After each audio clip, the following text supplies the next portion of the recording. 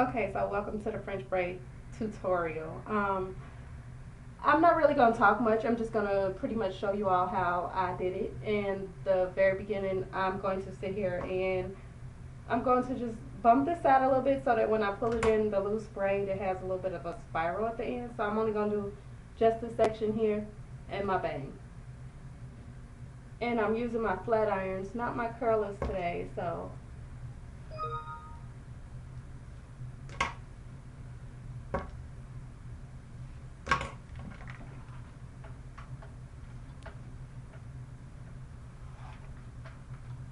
and I'm only going to do the bottom half because it's not necessary that the rest of it is, because it's going to be in a braid. So I just want to give it a little bit of curl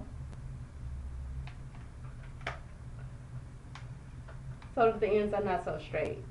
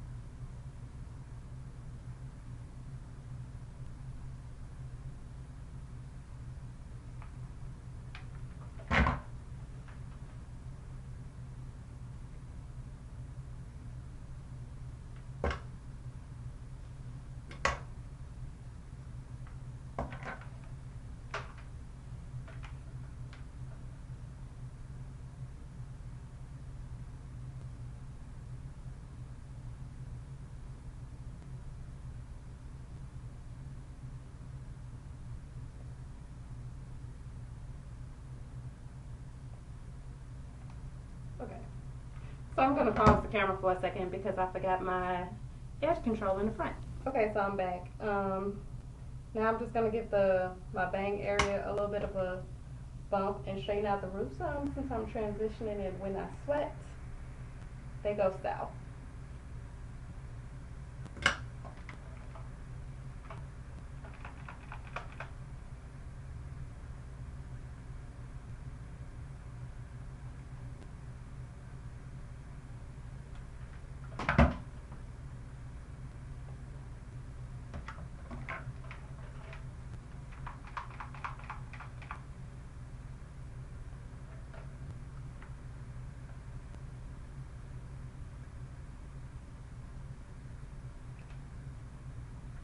In case you're wondering what that is on my flat irons, it's this magic tape that I bought from Miss Bossy that goes with BKT. It's just to keep the edges of your hair from having those dents in it from flat irons. So it makes the flat irons have a much smoother control over your hair.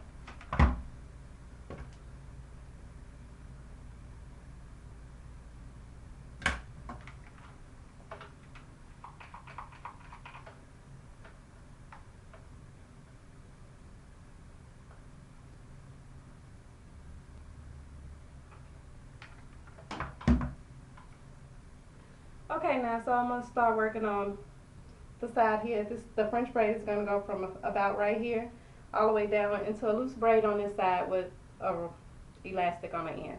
So I guess I'm going to start by smoothing my edges down with this Avita Control Paste. I really love it. It has a matte finish. It doesn't leave residue or anything. Apply it with an old toothbrush.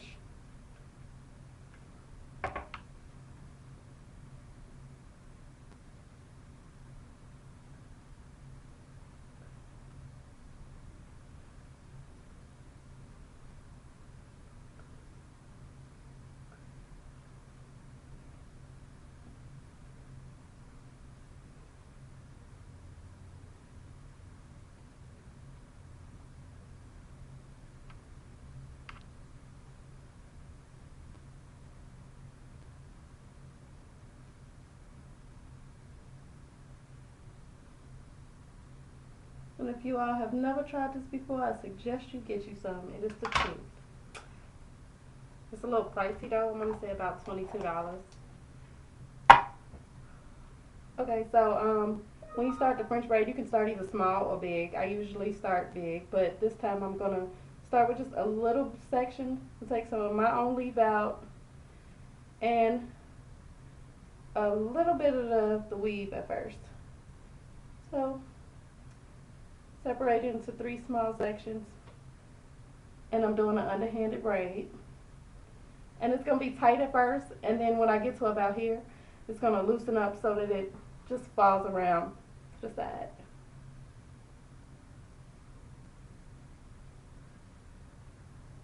And you don't really have to worry about this because you can always cover that and fix it up. So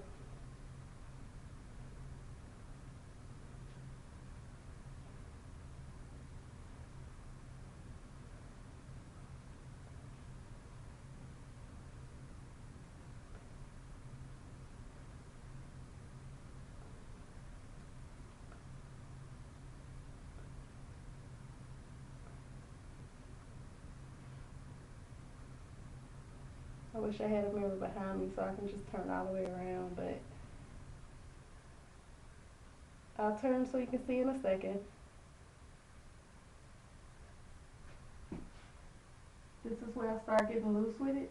And as you can see under here, I have a very small ponytail of my leave out that I don't straighten when I wear my hair straight. So I'm going to bring the braid down to cover that up.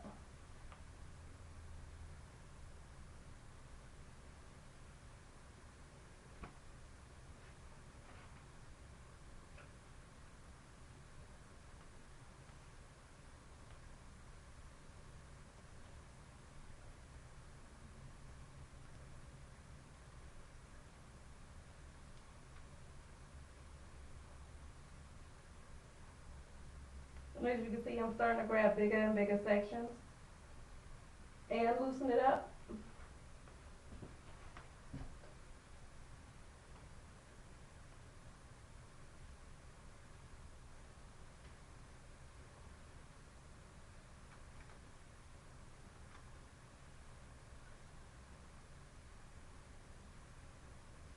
And about right here is when I bring my hands around to the front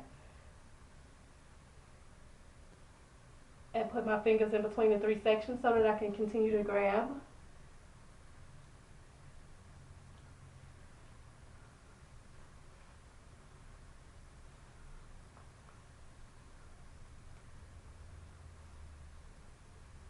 And because this is not a neat hairstyle, I kind of like it messy, so plus I want it to loosen up, and the tighter I do it, the more it won't loosen. So just gonna let it be.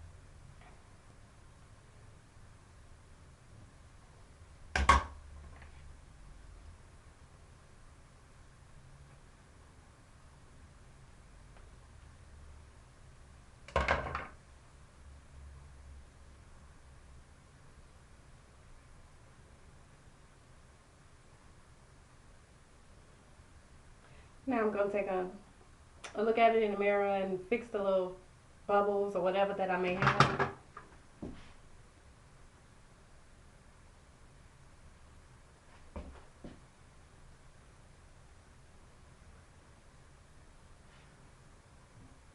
That piece.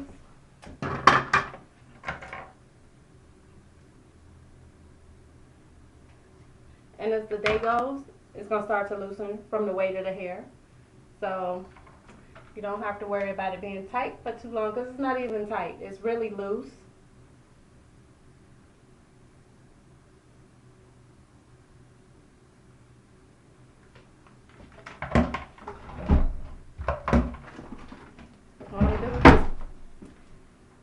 stick a flexi rod in it.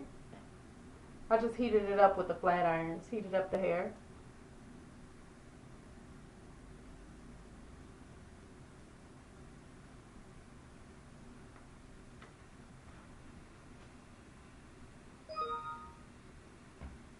Fix the edges.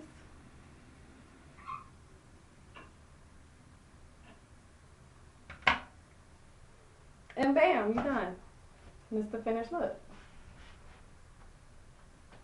And you see it's covering the ponytail that I have back there. And I have about 1.5 inches, 2 inches leave out, but it's covering it quite nice. You don't even know it's there.